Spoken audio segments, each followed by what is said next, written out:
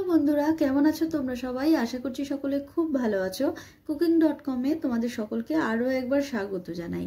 আজকে তোমাদের সাথে শেয়ার করব খারকোল পাতা বাটার রেসিপি। একদম শর্টকাটে শেয়ার করব। এইরকমভাবে করলে খেতে খুবই টেস্টি হবে, কিন্তু একদম কম সময়ের মধ্যে এই পাতা বাটাটা তৈরি হয়ে যাবে। তো দেখো, তার জন্য আমি সবার প্রথমে নিয়ে নেব এখানে খারকোল পাতা। আমি এখানে 1 আটি ব্যবহার করেছি, তোমরা চাইলে বেশি পরিমাণে ব্যবহার করে নিও। তো দেখো, সবার প্রথমে আমি পাতাটাকে ডাঁট সমেত কেটে নেব। আমি এখানে ডাঁটাটাও ব্যবহার করব। অনেকেই আছেন যারা ডাঁটাটা ব্যবহার করেন না, কিন্তু আমি এখানে ডাঁটটা ব্যবহার করব, তাতে করে পাতার টেস্টটা আরও বেশি ভালো আসবে। তো তার জন্য দেখো, আমি পাতাটাকে ভালো করে কেটে নিয়েছি ডাঁটা সমেত, আর ভালো করে ধুয়ে নেব জল দিয়ে। এটা ভালো করে ধুয়ে নিয়ে আমি জলটা ঝরিয়ে নেব আর ছেঁকে নেব ভালো করে।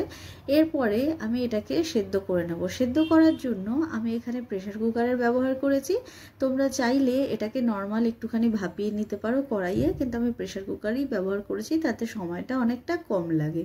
সামান্য লবণ দিয়েছি, আর এখানে আমি কোনো রকম জল দিইনি। পাতা ধোয়ার যে জলটা, সেইটুকু জলের মধ্যেই এটা জাস্ট ভাপিয়ে নেব একটা প্রেসারে সিটি দিয়ে।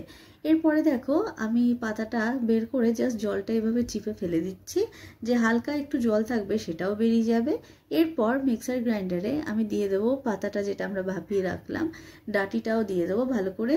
এরপরে এখানে দিয়ে দিয়েছি 8 থেকে 10টা কাঁচা লঙ্কা, আর প্রায় 10 থেকে 15টা রসুন কোয়া। দিয়ে দেবো সামান্য হলুদ, আর পরিমাণ মতো লবণ, আর সামান্য চিনি। আমি কিন্তু সব কিছু একবারেই এখানে দিয়ে দিয়েছি, আলাদা করে কোনো কিছু ব্যবহার করব না। তো দেখো, আমি ভালো করে ব্লেন্ড করে নিয়েছি, একদম ভালো করে বেটে গেছে। তোমরা যদি শিলনোড়া ব্যবহার করতে চাও সেক্ষেত্রে শিলও ব্যবহার করতে পারো। তো এরপরে দেখো, কড়াইতে দিয়ে দিয়েছি পরিমাণ মতো সর্ষের তেল, তার উপর দিলাম কালো জিরে আর শুকনো লঙ্কা ফোড়ন। আমি এখানে সর্ষের তেল ব্যবহার করেছি, কিন্তু তোমরা চাইলে সাদা তেলও ব্যবহার করতে পারো। এরপরে ফোড়নটা জাস্ট একটুখানি ভালো করে গন্ধ বেরিয়ে গেলে আমি ডাইরেক্ট এখানে পাতা বাটাটা দিয়ে দেবো। তোমরা চাইলে এখানে আবার রসুন ফোড়ন দিতে পারো, কিন্তু আমি এখানে বেশি করেই রসুনটা একবারে পেস্ট করে নিয়েছি বলে আলাদা করে কোনো রকম রসুন ফোড়ন দিলাম না। এরপরে দেখো, গ্যাসের ফ্লেমটা মিডিয়াম টু হাই আঁচে রেখে প্রায় 5 থেকে 7 মিনিট মতো এটাকে ভালো করে কষিয়ে নিতে হবে, যতক্ষণ না এই সামান্য যে তেলটুকু জলটুকু আছে সেই জলটা টেনে যায়। তো দেখো, ভালো করে আমি একটু ছড়িয়ে দিচ্ছি যাতে জলটা টেনে যায়। ভালো করে এটা হয়ে আসলেই দেখো বন্ধুরা, জলটা আস্তে আস্তে কিন্তু টেনে আসছে। জলটা যখন ভালোভাবে শুকিয়ে যাবে আর এটার কালারটা হালকা একটু চেঞ্জ হয়ে যাবে, একটু ডিপ হবে, তখনই আমাদের পাতা বাটাটা একদম রেডি হয়ে যাবে। তো গরম ভাতের সাথে তোমরা এটা এনজয় করতে পারো।